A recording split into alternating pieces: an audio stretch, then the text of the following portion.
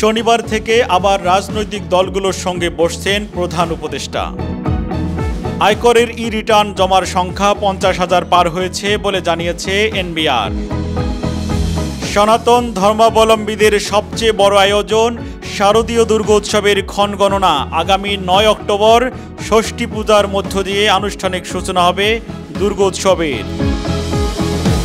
মন্ত্রী এমপি নেতারা কিভাবে সীমান্ত দিয়ে পালালেন জানে না বিজেপি।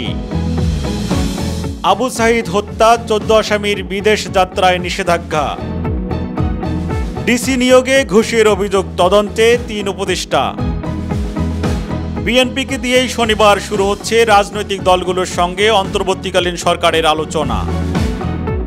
পৃথিবীর কোথাও গণতন্ত্রকামী মানুষ ফ্যাসিস্টদের পুনরুত্থান হতে দেয়নি রিজভী। দৈনিক আমার দেশ পত্রিকার সাবেক ভারপ্রাপ্ত সম্পাদক মাহমুদুর রহমানের জামিন মঞ্জুর করেছেন আদালত। 2 শিক্ষার্থী নিহতের ঘটনায় ট্রাইব্যুনালে অভিযোগ, সহায়তায় নাগরিক কমিটি। আয়নাঘরের প্রমাণ পেয়েছে কমিশন, জমা পড়েছে 400 অভিযোগ। ডিসি নিয়োগ নিয়ে ভয়াবহ এক কেলেঙ্কারির তথ্য ফাঁস হয়েছে। বৈরী আবহাওয়ায় ঢাকা থেকে 6টি নৌপথে নৌ চলাচল বন্ধ। ঠাকুরগাঁও 2 আসনের 7 বারের সংসদ সদস্য দবিরুল ইসলামকে গ্রেপ্তার করা হয়েছে। পণ্য আমদানিতে বাংলাদেশের লাল তালিকা থেকে মুক্ত পাকিস্তান, এনবিআর কর্মকর্তা।